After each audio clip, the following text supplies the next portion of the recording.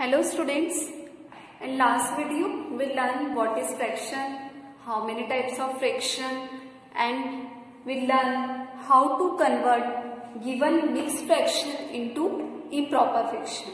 हमने last video में देखा था कि मिक्स फ्रैक्शन को इम्प्रॉपर फ्रैक्शन में कैसे चेंज करते हैं.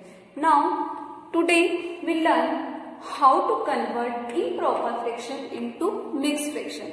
आज हम देखेंगे कि इम्प्रॉपर फ्रैक्शन को मिक्स फ्रैक्शन में कैसे कन्वर्ट करते हैं. ओके, यहाँ पर हमारे पास एक मिक्स फ्रैक्शन है 17/5. ये हमारा इम्प्रॉपर फ्रैक्शन है. कैसे देखिए, numerator is greater than denominator. Numerator बड़ा है डिनोमिनेटर से, तो अब हमें इसे चेंज करना है किसमें, मिक्स फ्रैक्शन में. तो चेंज करते हैं. ओके, तो मिक्स फ्रैक्शन में चेंज करने के लिए हम न्यूमरेटर को डिनोमिनेटर से क्या करेंगे, डिवाइड करेंगे. ओके, तो हम 17 न्यूमरेटर है तो उसको हम डिवाइड देंगे 5 से. ओके, 5 के टेबल में 17 आता है, no. Then less the number देखेंगे, क्या आता है 15. कितने टाइम्स आ रहा है, 3 टाइम्स. 7 में -5 तो 1 - 1 0.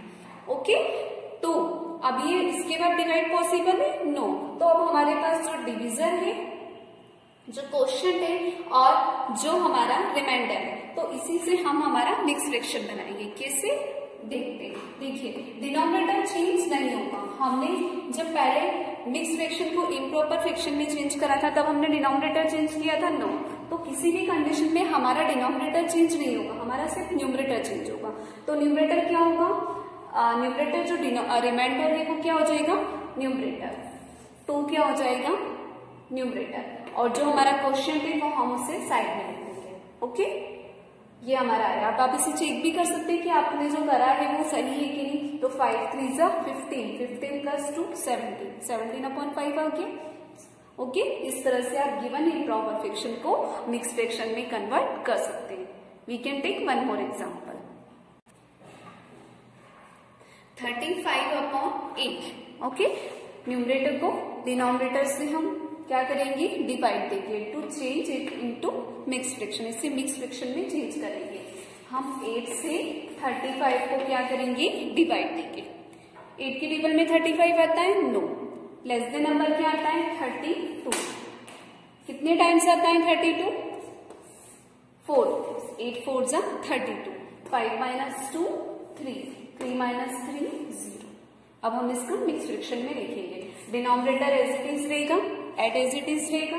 रिमाइंडर हमारा न्यूमरेटर बन जाएगा और जो क्वोशिएंट है वो हमारा साइड में आ जाएगा. ओके, 8 4 = 32, 32 + 3 35. ओके, तो ये हमने इसको मिक्स फ्रैक्शन में कन्वर्ट कर दिया. Okay students, our next topic is in fraction reduce into lowest term. Okay, हमें जो फ्रैक्शंस दिया गया है उसे हमें लोएस्ट टर्म में कन्वर्ट करना है. लोएस्ट टर्म मतलब सबसे स्मॉल नंबर में कन्वर्ट करना है. चलिए देखते हैं. सपोज मैंने यहाँ पर एक नंबर लिया 3/5. 3/5. क्या 3 और 5 एक दूसरे के टेबल में आते हैं या किसी दूसरे टेबल में आते हैं, नो. ठीक है, 3 अपने आप में एक इंडिविजुअल नंबर है, 5 भी अपने आप में एक इंडिविजुअल नंबर है. इट मीन्स 3/5 क्या है, लोएस्ट. तो हमें गिवन नंबर, यदि हमारे पास ऐसा कोई नंबर आता है, ऐसा कोई फ्रैक्शन आता है, तो हमें उसे उस फॉर्म में लिखना है कि मतलब न्यूमरेटर और डिनोमिनेटर आगे किसी भी टेबल से डिवाइड ना हो. ओके, चलिए देखते हैं. 12/10. ओके, अब ये 12/10 जो है इसे हमें लोएस्ट टर्म में कन्वर्ट करना है. तो लोएस्ट टर्म में कन्वर्ट करना है तो क्या ये, पहले हम देखेंगे क्या ये लोएस्ट टर्म में तो नहीं है. देखते हैं, 12 और 10 दोनों ही किसी टेबल में आते हैं, है ना. 12 आता है 2 के टेबल में, 10 भी 2 के टेबल में आता है. आप बोलेंगे 3 के टेबल में भी 12 आता है, बट क्या 3 के टेबल में 10 आता है, नो. तो हमें यहाँ पर एक ऐसा नंबर सेलेक्ट करना है जिससे न्यूमरेटर में भी डिवाइड जाए और डिनोमिनेटर में भी डिवाइड जाए. ओके, और डिवाइड देने के बाद जो क्वोशिएंट है वो हमारा क्या होगा, आंसर. तो हम यहाँ पर 12 और 10 को किससे डिवाइड दे देंगे, हम 2 से. ओके, 2 के टेबल में 12 कितने टाइम्स आ रहा है, 6 टाइम्स. 10 कितने टाइम्स आ रहा है? 5 टाइम्स। तो 6/5 हमारा क्या हो गया? लोएस्ट। क्लियर है? इस तरह से अगर आप ऐसा नहीं भी लिखते हैं तो आप डायरेक्टली भी कर सकते हैं। कैसे करेंगे? 12/10, 2 6 12, 2 5 10। क्लियर है? इस तरह से भी आप कर सकते हैं। We take some more example. 21/49।